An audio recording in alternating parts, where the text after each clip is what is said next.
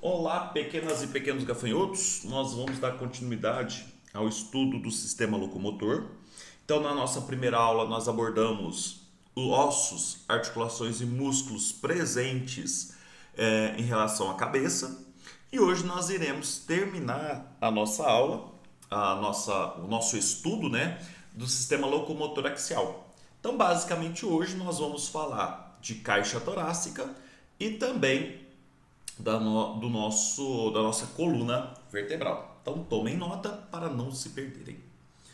Bom, quando nós falamos de caixa torácica, nós estamos falando basicamente de uma estrutura semelhante a uma gaiola, em que nós temos uma parte superior, uma parte inferior, que são aberturas. Então tem a abertura superior, a abertura inferior. No entanto, nós temos que entender também que essa gaiola ela é formada por ossos que ajudam a proteger. Então, anteriormente falando, nós temos aqui o externo, posteriormente, nós temos as costelas e na parte posterior, essa estrutura é findada pela coluna vertebral, especificamente as vértebras torácicas. Então, vamos abordar agora um pouquinho sobre os ossos, músculos e articulações dessa região e posteriormente falamos da coluna vertebral.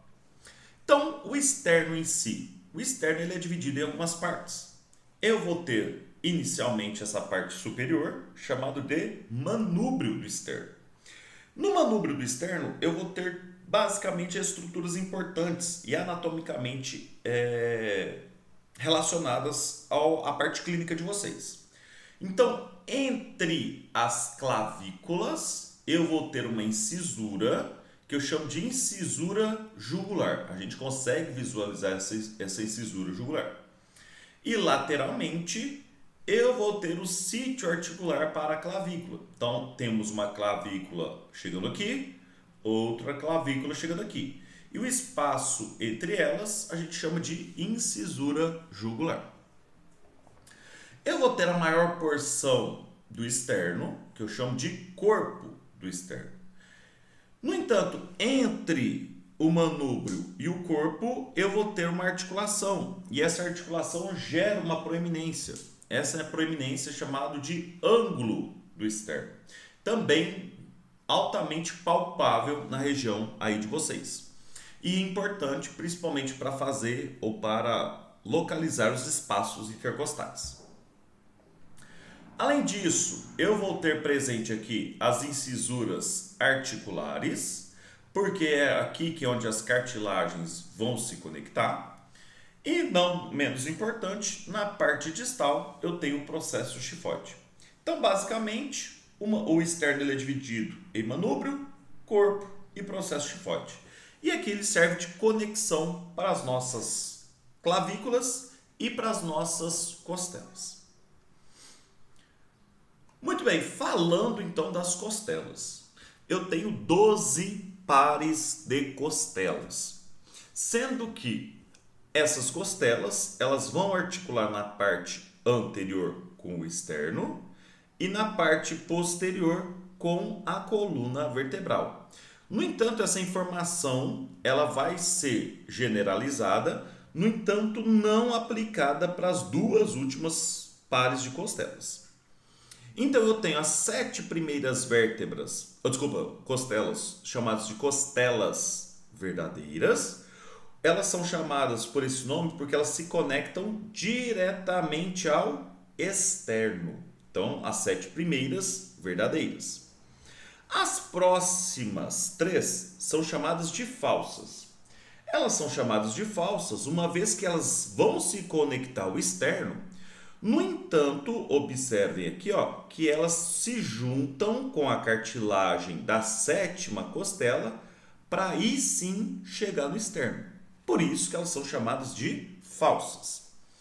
E as últimas 2 são chamadas de flutuantes, uma vez que elas não se conectam com o externo.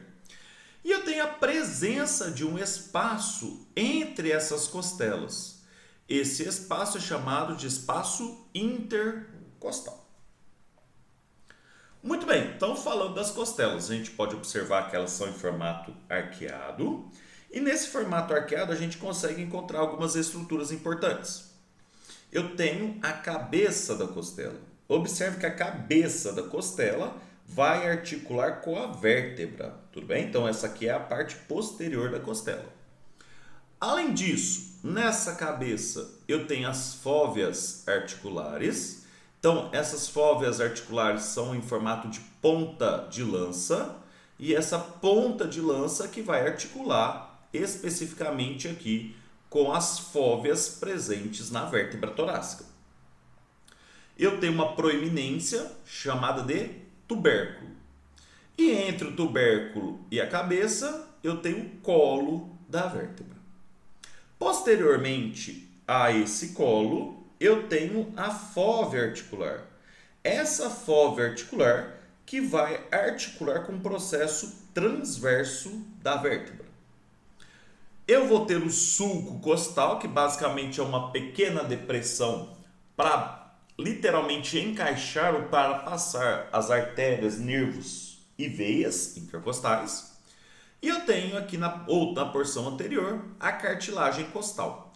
Então vejam, a cabeça articula com a vértebra e a parte costal articula com a cartilagem costal.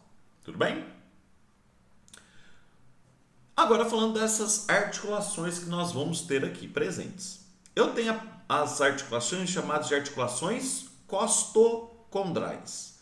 Articulações costocondrais é entre a costela e a cartilagem costal.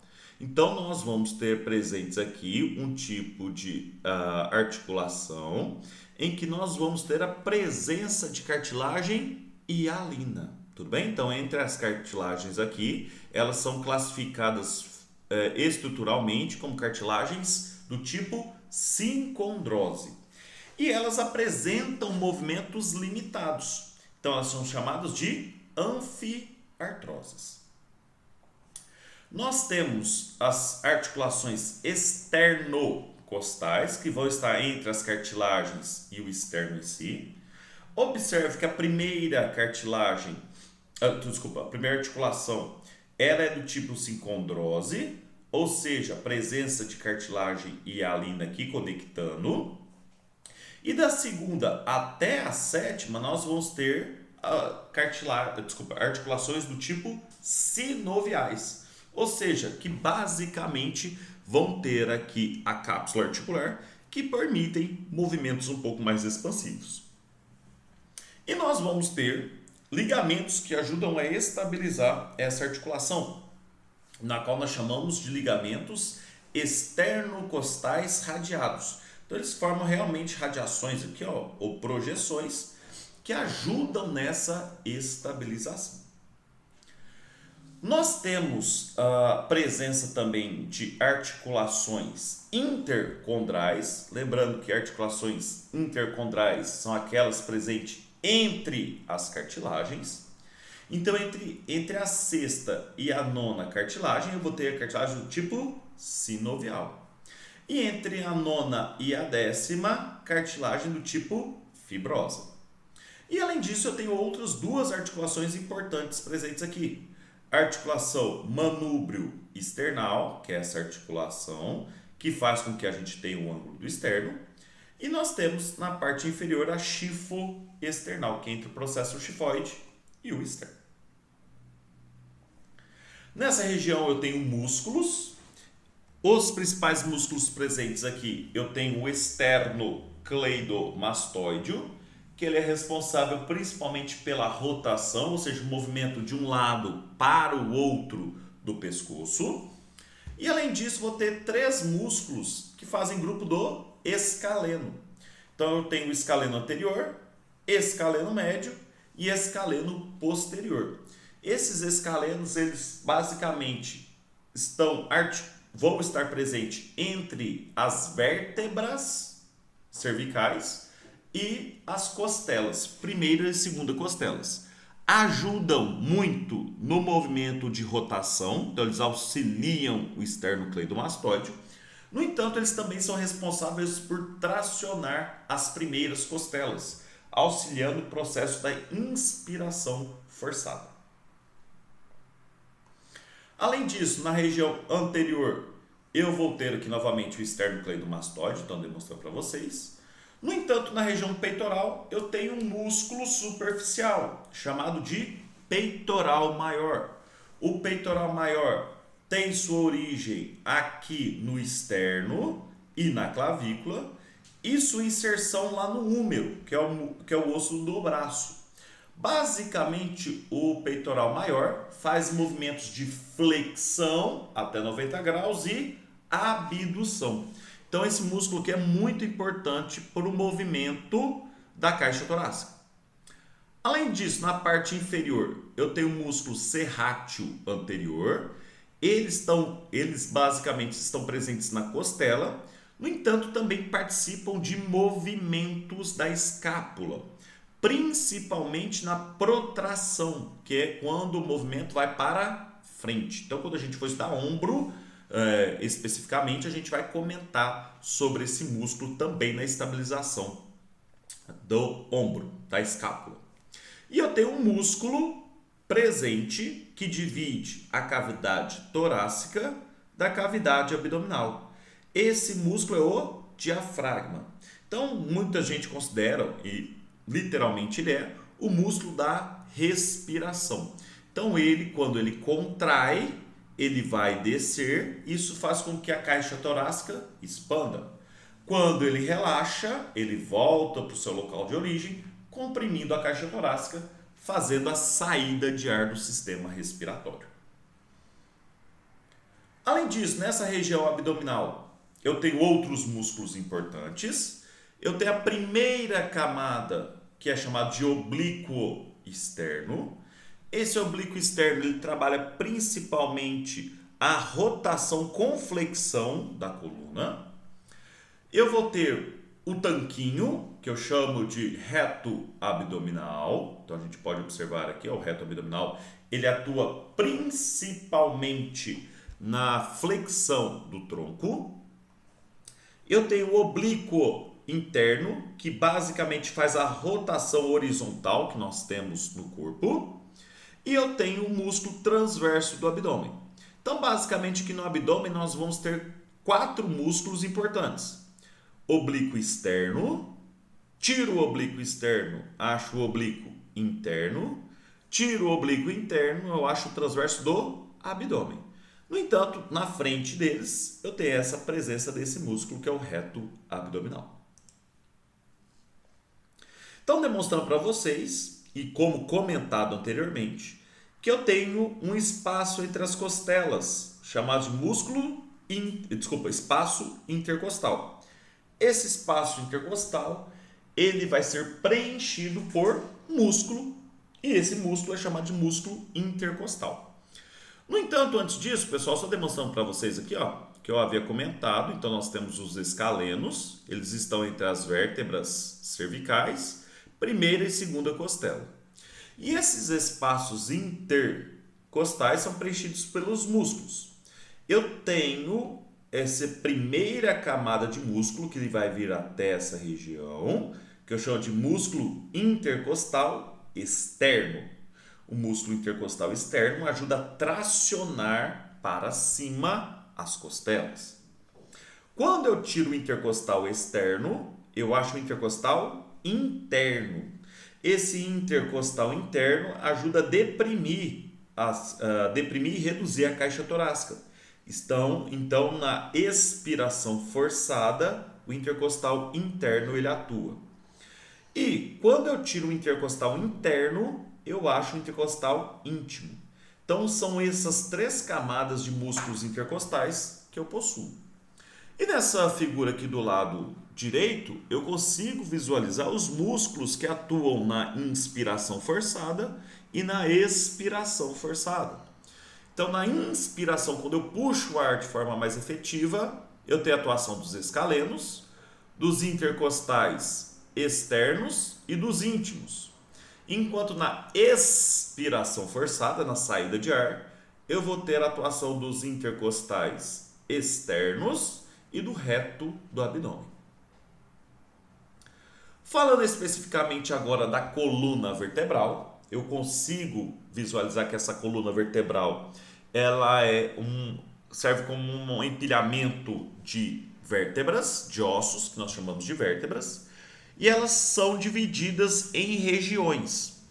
Então eu tenho as vértebras cervicais, eu tenho as vértebras torácicas, as vértebras lombares e dois ossos na parte distal, que eu tenho o sacro e eu tenho o cóccix. A região cervical é composta por 7 vértebras, que recebem o nome a partir da localização. Então, a primeira vértebra cervical, a C1, a segunda, C2, a terceira, C3, C4, C5, C6 e C7.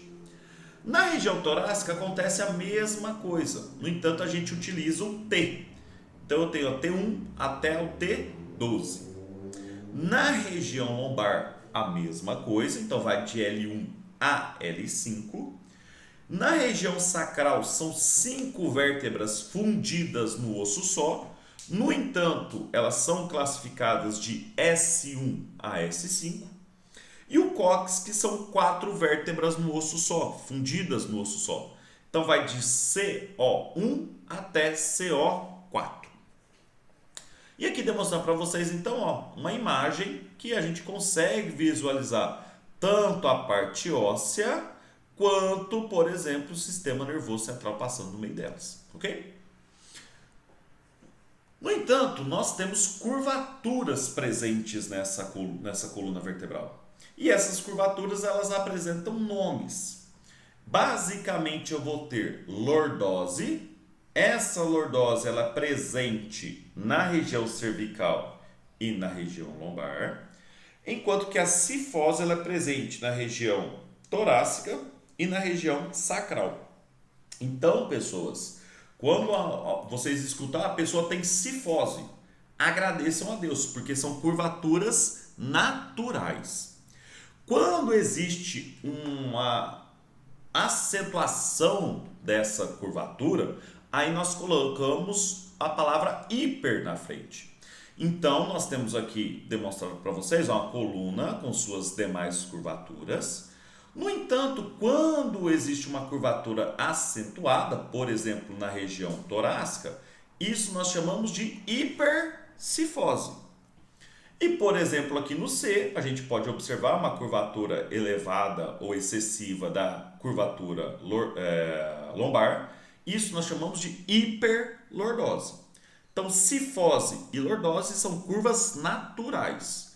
O excesso dessas curvas nós chamamos de hiperlordose ou hipercifose. Além disso, a coluna ela pode ser desviada, principalmente por conta mecânica, uma postura presente. Essas vértebras elas podem perder o seu alinhamento.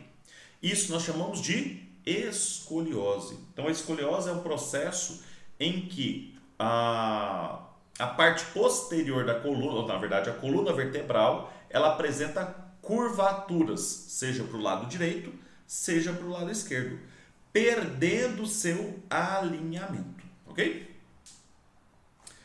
Vamos lá, as vértebras cervicais, a C1 e a C2, elas apresentam nomes específicos. Então a C1, ela é chamada de atlas, e a C2 é chamado de axis. Entre a C1 e a C2 não existe um disco, na qual nós chamamos de disco intervertebral. E claramente, essa vértebra, a C1, ela articula com a C2. Isso que permite o nosso processo de rotação. Então, em relação ao atlas, eu vou ter a faceta articular para o dente. Então, o dente do C2 articula aqui. Eu vou ter o processo transverso, eu vou ter o forame transverso, por onde passa a artéria vertebral, e aqui eu vou ter a face articular superior. Essa face articular superior articula com o osso occipital, que é o osso que nós temos lá na nossa cabeça. No dente, que é o C2, eu tenho o processo transverso, eu também tenho o forame transverso. E eu vou ter essa projeção aqui, que é o dente. Então, morfologicamente, essas duas vértebras, elas recebem nomes diferentes, porque a sua morfologia é diferente das demais vértebras. Em relação até da C3 até a C7, basicamente vão ser as mesmas estruturas. Então eu tenho o corpo vertebral, eu tenho o processo transverso, eu tenho o forame transverso e eu tenho o forame vertebral, por onde passa a medula espinal. A face articular, que vai articular com a vértebra de cima, e eu também tenho a face articular inferior, que articula com a parte inferior. E observe que eu tenho um processo espinhoso aqui. E esse processo espinhoso ele é chamado de processo espinhoso bífido, ou seja, ele é dividido. Isso acontece porque nós temos um ligamento que passa aqui, que é o ligamento nucal. A C7 a gente vai observar que ela vai ter um processo espinhoso mais proeminente. Inclusive, se vocês tocarem aí na nuca de vocês, né, na transição entre a parte cervical e torácica, vocês vão ver uma proeminência.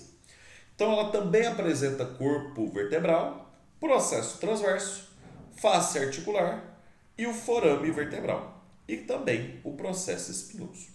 Então vejam, as vértebras cervicais, como característica únicas delas, nós vamos ter a presença do forame transverso, por onde passa a artéria vertebral. Em relação às vértebras torácicas, elas vão apresentar um corpo da vértebra maior do que as cervicais. Elas também apresentam o forame vertebral. No entanto, pessoal, elas vão ter como características únicas a presença das fóveas costais. Então a gente vai ter a fóvea costal superior, fóvea costal inferior. Aonde nós temos aqui o encontro da cabeça da costela com essa região. Nós temos o processo articular superior, que faz com que haja articulação com a vértebra de cima, e o processo articular inferior, que faz articulação com a vértebra de baixo. Além disso, nós temos o processo transverso, e nesse processo transverso eu também tenho uma fóvea costal. É aqui também que lá no processo do tubérculo da costela existe uma articulação. Então vejam, a costela ela articula em dois pontos em relação à vértebra. Ela articula no corpo e no processo transverso. Beleza? E eu tenho um processo espinhoso. Observe que o processo espinhoso das vértebras torácicas, elas são mais angulados do que os demais. E aqui demonstrando para vocês, ó. Então eu tenho a costela e eu tenho as vértebras torácicas. Então nós temos aqui presente ó, a cabeça da costela e a cabeça da costela faz essa articulação com as fóveas costais. E além disso, lá no processo transverso, nós temos essa fóvea que também atua no processo transverso da vértebra. Importantíssimo, nós temos ligamentos. Nós temos os ligamentos costo-transversários, que são ligamentos presentes entre as costelas e o processo transverso. No entanto, nós também temos os ligamentos costo-vertebrais, que ajudam na estabilização cervical, que atuaria na estabilização dessa articulação. Finalizando nossa aula, nós temos aqui presente as vértebras lombares. Como característica importante, as vértebras lombares, elas apresentam um corpo muito maior do que as torácicas e as cervicais. Então, a gente tem o corpo da vértebra, nós temos o forame vertebral, nós temos o processo articular superior e processo articular inferior, nós temos o processo transverso e nós temos o processo espinhoso. A gente pode ver que o processo espinhoso das vértebras lombares são mais retos comparado com as demais. Nós temos agora a presença aqui do sacro e do cóccix. No sacro, nós temos essa estrutura superior, que nós chamamos de base do sacro, e a parte inferior, que nós chamamos de ápice. E nós temos essa estrutura aqui, ó, redonda em cima, que nós chamamos de promontório. O sacro ele apresenta o processo articular superior, que vai articular com a quinta vértebra lombar. E além disso, o sacro ele apresenta os forames, que nós chamamos de forames sacrais. Então, na parte da frente a gente chama, ou a gente denomina forames sacrais anteriores, e na parte de trás nós chamamos de de forames sacrais posteriores. E além disso, nós temos aqui uma proeminência bem no meio desse sacro, a qual nós chamamos de crista sacral mediana. E por fim, não menos importante, articulando com o sacro, nós temos o cóccix. Então, o cóccix nós temos basicamente 4 vértebras que elas vão, 4 ossos que elas vão se conectar e formar o sacro. Entre os ossos da nossa coluna vertebral, nós temos a presença de um disco, na qual nós chamamos de disco intervertebral. Esse disco intervertebral não está presente somente entre C1 e C2. No entanto, entre todas as outras vértebras, ele está presente. E ele serve como um amortecedor, ou seja, ele impede o impacto de uma vértebra com a outra. Quando nós pegamos esse disco intervertebral, nós podemos observar que ele tem um núcleo no meio dele, que nós chamamos de núcleo pulposo, formado basicamente de água. E ao redor desse núcleo pulposo, eu tenho uma camada de tecido fibroso que forma o anel, que nós chamamos de anel fibroso. Esse anel fibroso ele é dividido em zona interna e zona externa. E observe, devido à mecânica ou sobrecarga ou outras situações, esse disco intervertebral ele pode deslocar para frente, para os lados ou para trás. Isso nós chamamos de hérnia de disco. Então, a hérnia de disco nada mais é do que um deslocamento, um alinhamento anormal do disco intervertebral. E quando esse disco desloca, principalmente para a parte posterior ou para as partes laterais, ele pode comprimir basicamente a nossa medula ou os nossos nervos. E isso vai gerar dor. Tudo bem? Então aqui nós temos um exemplo de compressão da medula e aqui nós temos o exemplo de compressão das raízes nervosas. Não é à toa que o paciente sente dor.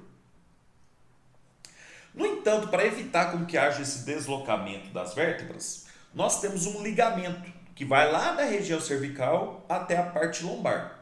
Na parte anterior, na qual eu chamo de ligamento longitudinal anterior, que impede com que o disco seja deslocado para frente.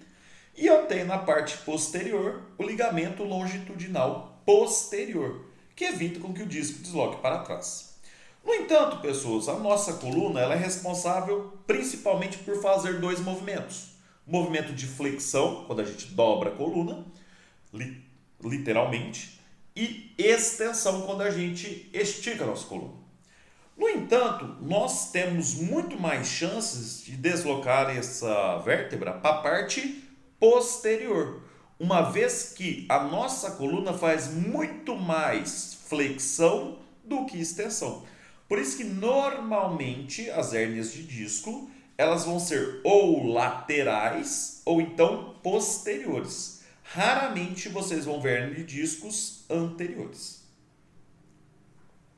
Nós temos os músculos do dorso, então nós temos a camada mais superficial, formada por 2 músculos, que esse músculo em formato de trapézio, então não é à toa que esse músculo é chamado de trapézio. E eu tenho outro músculo na região inferior chamado de latíssimo do dorso. E observe que no latíssimo do dorso eu tenho uma aponeurose. Essa aponeurose é chamada de aponeurose tóraco-lombar. Quando eu retiro esses músculos, eu consigo visualizar a camada média. Essa camada média eu tenho alguns músculos que atuam diretamente na estabilização da escápula. O primeiro deles é o romboide. Então eu tenho romboide maior e romboide menor. E além disso, eu tenho um músculo que auxilia na elevação da escápula, que eu chamo de músculo levantador da escápula. Além disso, quando eu retiro esses músculos, eu consigo visualizar músculos intrínsecos da nossa coluna. Então eu tenho o músculo espinal, o músculo longuíssimo do dorso e o músculo ilio-costal. Esses músculos atuam na estabilização da coluna. Assim, então, nós finalizamos a nossa aula em relação ao esqueleto axial 2. Qualquer dúvida, pergunta, questionamento ou xingamento, vocês podem deixar aí no chat para nós, que a gente responde assim que possível. Um grande abraço, até a próxima aula.